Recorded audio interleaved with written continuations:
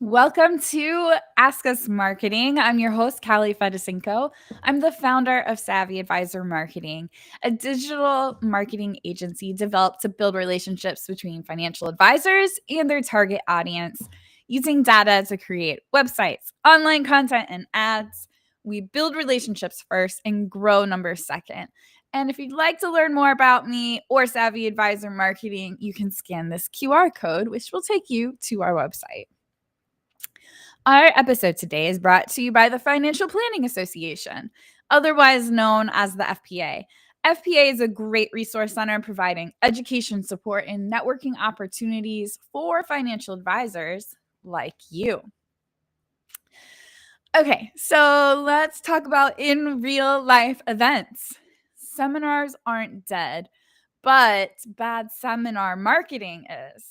Today, we're digging into how financial advisors are still filling rooms and calendars through smart, targeted, and in person event marketing. We'll be talking with Janis from AcquireUp.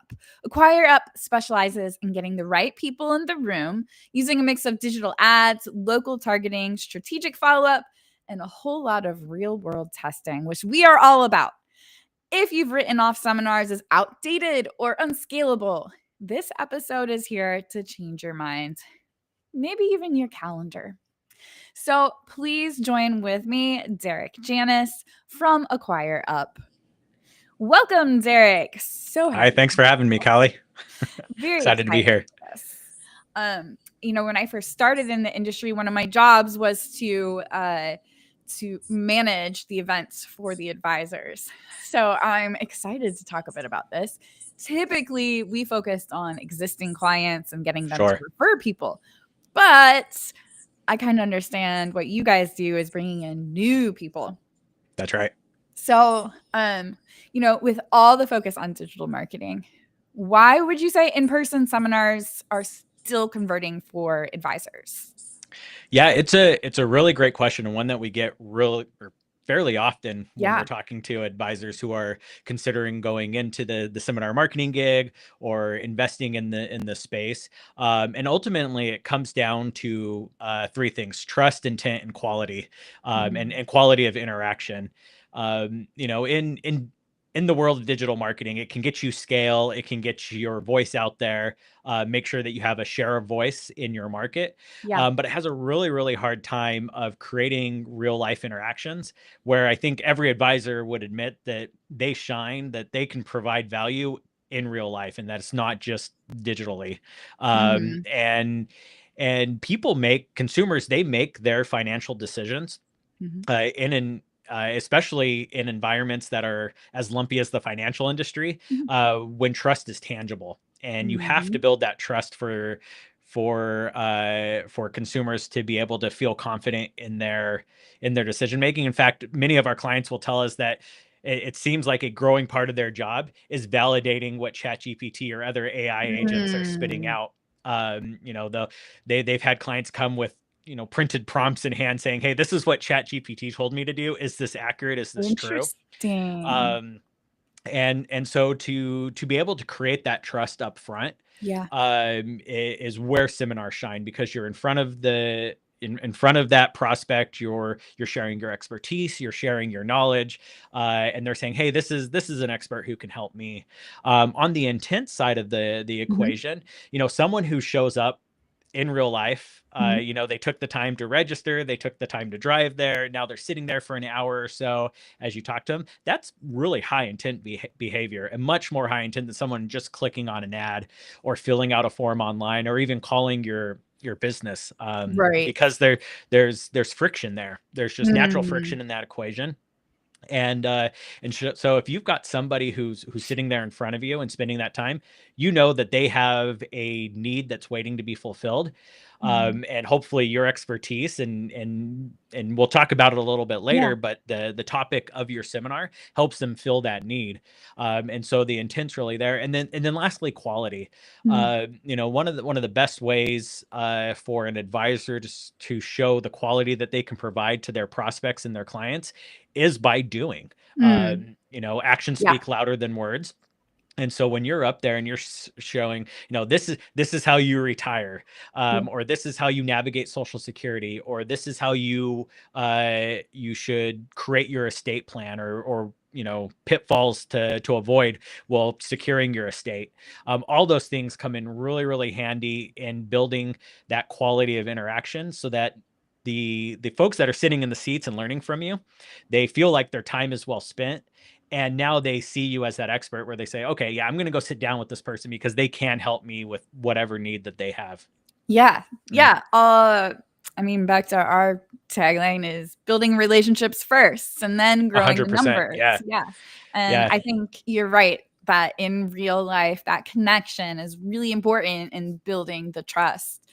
Let's talk a little bit, like I said, my experience was working with the clients, Mm-hmm. not bringing in new people. So, what are some strategies that AcquireUp uses to fill the room with the right people and not just warm bodies, or as my friends who are also in the industry, they call them plate lickers, the ones who Yeah. come just for that free dinner. For sure.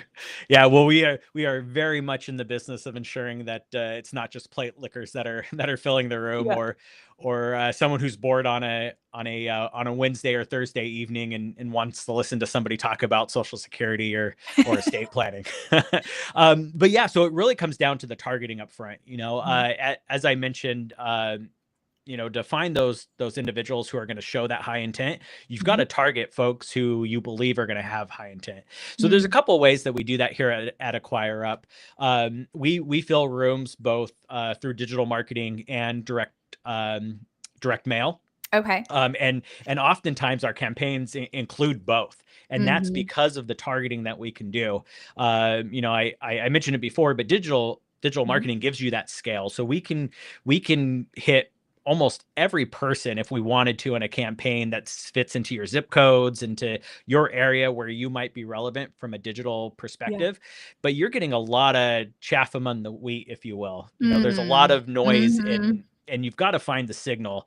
And so digital marketing's great to fill Yeah. the room, because even with digital marketing, you can have the appropriate triggers or filters Mhm. in place, so it's not just all noise, but there's Right. going to be a lot of noise in there still. Yeah. From a direct mail perspective, we've built an in-house tool called LeadJig, where we can Mhm. target at a household level by age, investable assets, obviously geography, and even some behavioral indicators, to say, hey, this seems like a household that's going to be high intent for this advisor, for this topic, for this seminar, and we can hit that household directly with that direct mail. And what's Mm. really great about doing both direct mail and digital at the same time is you Mhm. get that retargeting. You get the Right. ability to hit them in multiple locations, because we'll admit, somebody will receive something in the mail, look at it, they might throw it away, they might act on it. Mhm. Equally on the digital side, somebody will see an ad as they're scrolling and not click on it, or they'll read it and move on. And so hitting them in multiple locations is where you're going to be able to get the most high intent individual coming to Mm. that event. Right. The other thing that's really important about getting a butt in a seat, and a Mhm. high intent butt, if you will, is the messaging from the get-go. Mm. So a lot of seminars, and seminar strategy focuses on like general retirement planning, Right. which is good. It's Yeah. needed, but we have found that being more specific about the topic, Yes. and being more relatable to talk about specific problems, that's where you find the high intent folks, and where you fill a room with really quality prospects. Yeah. And just for example, some of the Mhm. some of the topics that we lean in on and have found a lot of success in are Mhm. things like estate planning, as I mentioned before, taxes and retirement. Mhm. Sometimes specifically talking about the RMDs, or required minimum draws, Hmm. Social Security changes. So whenever there's a Oh, change yeah. in it, Yeah. market volatility as well, and in fact, a really opportune moment in the last few months was the one big beautiful bill. A lot Mm. of pre-retirees and retirees had questions about how is this going to affect me? How does this affect, the money I have at my disposal going into retirement? Is there anything to be aware of? And so we had a lot of clients and advisors do One Big Beautiful Bill seminar specifically that pulled really good high intent audiences because there were so many questions there. And then Definitely. of course with tariffs and just market volatility right now, it's almost better for us in the industry when there's that volatility because it creates questions. It creates more pain points for us to say, hey, no, Right. like it's okay. Take a deep breath. We've got the answers for you. We can help you through this. And then that's Yeah. where you show up as an expert and that and provide that value. Yeah. And then lastly, I would say in getting butts and seats, it's less about the execution of the seminar itself and more about consistency. And when we say that consistency beats cleverness, so Yep. sometimes we have clients who try to be really, really clever with their topics or do something really unique. And Yes. really, it's more about that consistency. It's Yeah. about ensuring that you have regular seminars on the calendar for myriad reasons. One, because maybe when you have a seminar, you've got a high intent person who just can't make it that night. Yeah. They have a previous engagement, and so having multiple options for them to attend will eventually get them in a seat. The other one that we sort of coach on is it provides opportunities for you as an advisor to hone your message. It's not easy to get up there and talk for 60 minutes Right. and whether it's meal based or educational, you have different approaches. The value prop is a little bit different for the people in the seat. And so you as an advisor, you've got to practice, and the best way to practice is by doing. And so having that consistency allows you to do all the right things, and sometimes doing the wrong things and learning from them. Yeah. But by doing those right things multiple times, you learn, you optimize, and then your ROI just grows from your seminar marketing. Yeah. Okay, I love that. So one, we're not throwing out digital marketing. We're using it alongside bringing Absolutely. people Yeah, in. there's a ton of value in digital marketing. Yeah. And Yeah, then two, riches in the niches. Going exactly. into that specific topic, you see more results, at least in getting people there. So then my question is for you. How do we go from somebody attending to becoming a client? Like how do you coach people through converting people while they're talking, as they've talked, now it's over. What are the strategies used? Yeah, we do a lot of coaching here for myriad reasons. Mhm. The first one being is like the ROI is found in the follow-up. Yeah. And we obviously want our clients to get a return on their investment because they'll feel good about seminars. They'll be Right. repeat customers. We want them to be successful and have that ROI. But we also share that like the follow-up, it's a process. It's not a moment. And I think Mm. oftentimes advisors feel like, it is just a moment in time where they've got to get that follow-up done. And if, Right. if it works, great. If it doesn't, too bad. I got to move on to the next one. Yeah. You've got to establish that process. Mm. Um, and the thing to remember is that follow-up, that conversion, it actually Mhm. starts before the event as well. So Mm. it's in moments of like pre-event phone calls or reminders or the communications you send out. Now, from a Mhm. pre-event standpoint, we do a lot of that heavy lifting for our clients, Yeah. just as part of our campaigns that we do to help people get it there in the room and set them up for that success. But where we have a little less control as AcquireUp in the process is in that post-event arena where honestly the bulk of the follow-up obviously happens there. And so what we do is we provide coaching and tools and best practices while you're in the room. That's the Mhm. best time to get that follow-up appointment scheduled. Mm. Okay. It's where the intent's going to be the highest. Once somebody exits the room, they're starting to think about all the other things on their to-do list. Right. The things they've got to do that night, the next day. And so getting them in that high intent moment is critical. And a few things that we have found success in doing. I don't know if you've heard of the Post-it note method before, but it's Mm-mm. literally where you beforehand you write on a Post-it note a time and a day, and you Mhm. have them on a grid in the back of the room. And at the Oh, point of the interesting. pivot, you just say, hey, Go grab if one. yeah, just go ahead and grab a time. Even if it doesn't work for you, grab a time and then come over and we'll Mm. get you on the calendar with that time. Or if you need a different time, we'll work on it then. What we have found is as long as you can get one person to stand up and go grab a time, almost everybody follows at that point. Okay. So do you ever recommend like seating the audience? Like, hey, have your friend in there so that they get up and that is something that our clients have done on multiple, yeah. sort of having a ringer in the audience. The key is finding someone who looks like a Right. pre-retiree or retiree. Yeah. But yeah, I mean that's definitely something you can do, because people sort of look for that permission almost to like, hey, I want to Mhm. book it, but I don't want to be the first person to stand up, sort of thing. Right. It's kinda Um, like when you go to a potluck. I don't know, you never wanna have something that hasn't been taken from. Like, if it's a exactly. Yeah, pie, you don't want to be the you first one to scoop up yeah, the so mac and cheese or you wanna something. take a slice out of it so people are like, "Okay, I'm not the first." Yeah, that's exactly right. And so that's one method that we coach on quite a bit, and that Yeah. we found a lot of success in. The other thing that's nice about the post-it notes is sometimes our advisors, they're like solo business folks. They're running a Mhm. practice by themselves. They don't have a lot of help. They're doing the Right. setup, the takedown, everything by themselves there. Yeah. And that allows them almost to have a paper assistant where they're not having to jot down Mm. everyone's times and Right. that sort of thing. But it is nice if you can have somebody there as well who can Mhm. sort of navigate the scheduling. That's also something that we really coach on too, is if you do have the luxury or the option of having a second person there, it's super, super helpful Yeah. to No, allow for that. I think the question before about getting people there and you're like, we talked about consistency over cleverness, which I couldn't agree Yeah. more.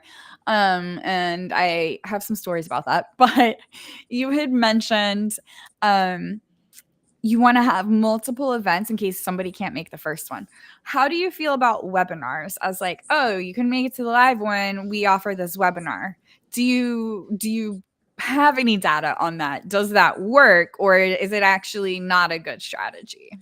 Yeah, we do have data on webinars. Mhm. That is a product that we still provide today. Yeah. We have clients who are webinar clients. I will say that it is a decreasing business, Mm. mostly because of the decreasing ROI Yeah. that advisors are seeing from it. Yeah. They were really, really good during the pandemic, obviously, and Right. stayed strong for several years after. Mhm. But as people, they appreciate the IRL interaction, and as Yeah. I mentioned before, it really is that like in-person interaction that creates the high intent and That creates emotional the trust. And connection, you yeah, know, like you're a exactly, and that emotional person. connection. Yeah. Yeah. So there is a space for webinars, and Mhm. probably the the environment that you just described, where it's like sort of Mhm. an optional or auxiliary option for folks who can't make it in person. That's Yeah. probably a great secondary option for them. But I would definitely say that the webinars are not able to replace the quality and the return on investment that Mm. IRL seminars can provide. Yeah. Okay. Yeah. All right. So we've covered a lot. Let's talk about mistakes. What mistakes Yeah. do you see advisors making when they're doing seminars, and what can we do to avoid them?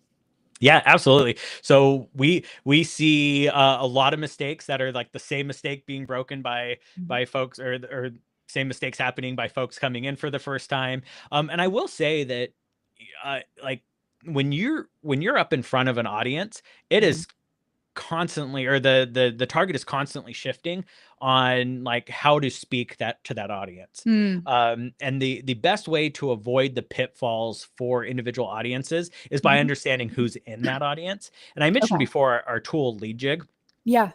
where we can target individual households. What's really nice Mm. about that, because we have that data, as somebody registers for one of our seminars, Mhm. it actually creates a little dossier or profile of that person and that household. So you can see Mm. things like household investable income, the worth of their home, who their family members are, where they went to school, their job history, all these things. So you sort of know before you go to the Mm. seminar of who's in that audience. And that's one of the major pitfalls that we find, is when people don't use that profile Okay. or don't have access to that information, it's just much harder to connect with the audience, Right. and sort of hone your message depending on the needs of whomever is sitting in the audience there. The other one that we see is that because our clients are so knowledgeable, I mean, if you're doing an educational seminar or a seminar in general, it's because you have knowledge to share. You begin to overteach and undersell. So you sort of really start leaning into, just giving information for Yeah. information's sake without having your story and your message sort of tie back to, hey, like, use me as an expert. Right. And one thing that we coach on quite a bit is mastering the pivot. And that's the pivot between educator and advisor. Yeah. And sometimes that can be an awkward pivot. Sometimes, it can be uncomfortable because, Right. you feel like, oh, someone came and this is especially true for educational seminars versus meal-based, because meal-based, at least, you're providing value by providing a meal to them. But Right. educational, the entire premise is like, come for this free education. Come for this Right. free information. I'll teach it to you. And so it can feel like an awkward pivot, but we have a great, we have a lot of coaching tools as well as great best practices of how to master that pivot as well, so that it is more natural and doesn't have to be so on the nose, but gets you into the Right. selling portion versus just the teaching portion. Okay. And speaking of free Oh, yeah. education, is that something that's available to anybody, or is it your clients only? So we have very specific education that's for clients only. But if Okay. you follow AcquireUp on any of our social channels or our blog, we put a lot of educational content in there, that even if you're not an AcquireUp client, that you're going to get a ton of value from those resources as well. Awesome. And In if you are fact, following us, wait, see if I can yeah. do it. Can I scan that QR code? There you go. Thank you. Yeah. And really this loops back that mastering the pivot. It also coincides with having a strong call to action. And so oftentimes advisors, they don't have that strong call to action. That's where the Yeah. post-it note comes in as well. Like, that's a really strong call to action that is like an easy pivot as well. So it's not like, hey, come talk to me and I can put you on my calendar, but it's like, hey, take this small action and you get all this benefit from it, because now you instantly have a time booked with me without Right. having to go back and forth. You can go choose the time in Yeah. the day, that sort of thing. The other thing that, along with the presentation, is we see some bad presentations. Now that's not something like, when you come to us to do a seminar, we don't create the presentation for you. Now we have some guidelines, some outlines, and even some decks that you can work from in our like resource library. But the reason why we don't provide it is because it needs to be personalized from the advisor or the presenter. You need to make it your own. And so we can certainly, help you and give directions, or we've got coaches. In fact, one of the original founders of the company, he does coaching for free for our clients as well, where you can book some time with him, and he'll sit down and go, and he's done literally thousands of seminars over the course of the years. As well as we've got some great coaches like Frank Maselli, who's willing to work with our clients. So we've got the coaching in place to help you Right. have a great presentation, but that onus is on you. You've got to make the message personal. You've got to make it relevant for your audience that's going to be there. And so there's some work that goes into it. And then, Sure. once you have sort of done it, that consistency matters. Is you're not having to change it every time, but you do want to make sure that your message is going to resonate. So having a good presentation is really great. And then lastly, going back to that follow-up, Yeah. speed matters. That 24 to 48 hours is critical. And having a process is really, really key. So how are you going to follow up afterwards? If somebody doesn't take a post-it note, how are you going to follow up with that person? Right. Or if somebody does take a post-it note, how do you ensure that they actually show up for the appointment? These are all things that we have resources for and can help you understand and know what your process needs to do. But again, that onus is on you of setting up that process and ensuring that you maximize your ROI from these events.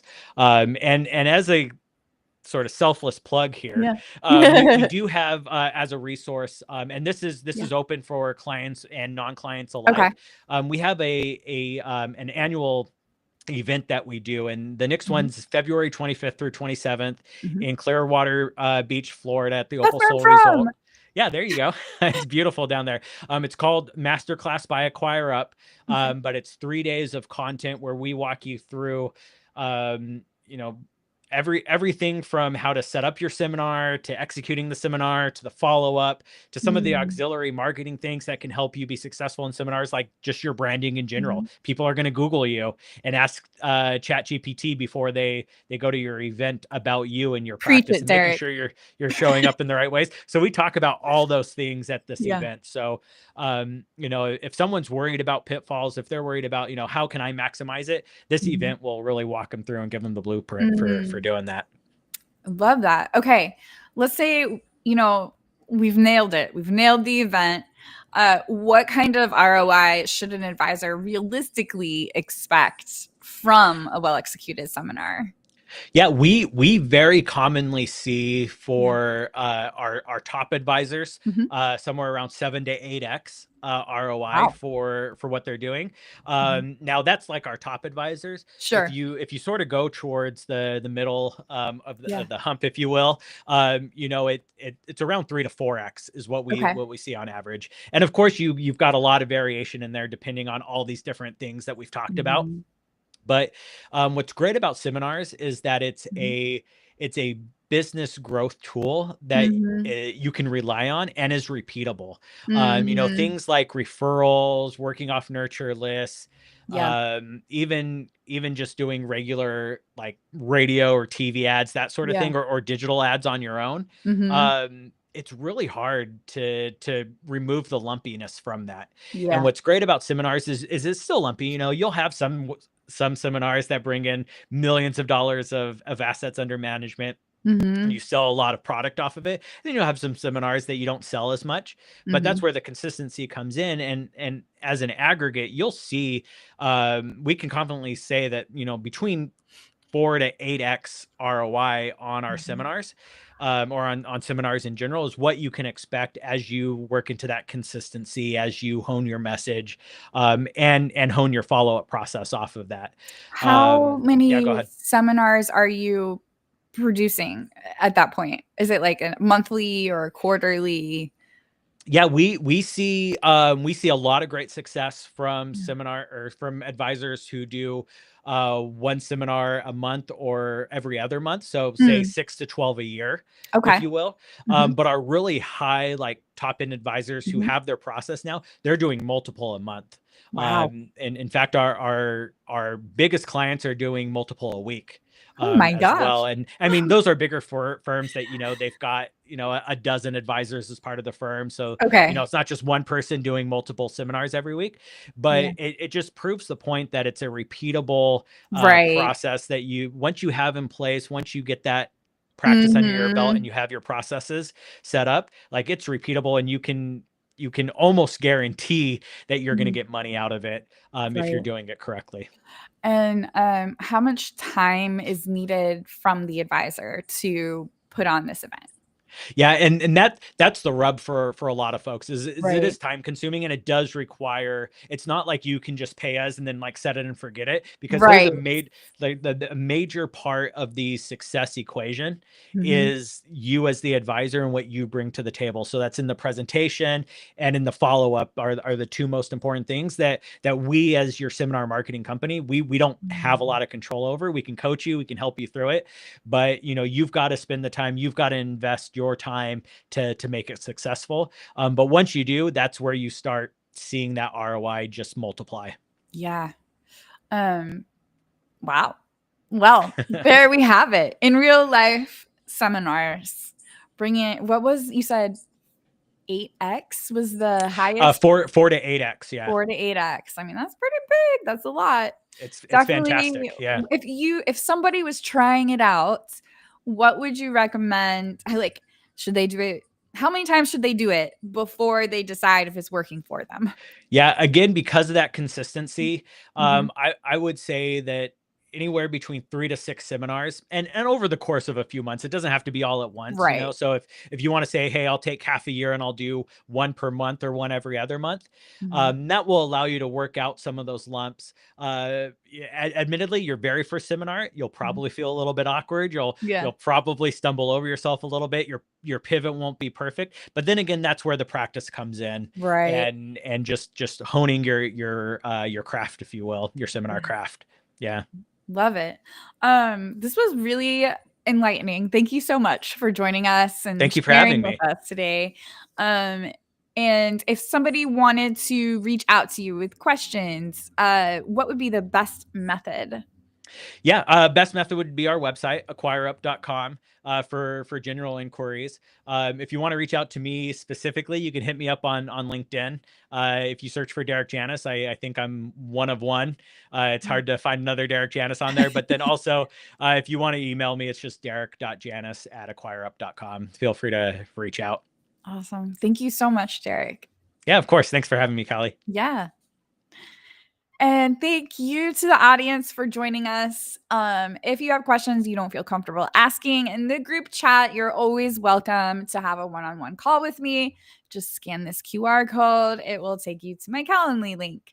Good news, bad news. This is most likely our last episode of the year. We're going to be taking some time off the rest of the month, preparing for 2026, coming back hopefully refreshed. So if you'd like to see something specific next year in our live events, please reach out.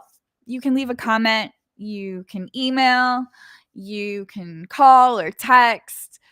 We pretty much receive any type of communication. So let us know if there's something that you want to ask us on marketing in 2026, and we will incorporate it into our agenda. Thank you so much for joining us, and I will see you soon.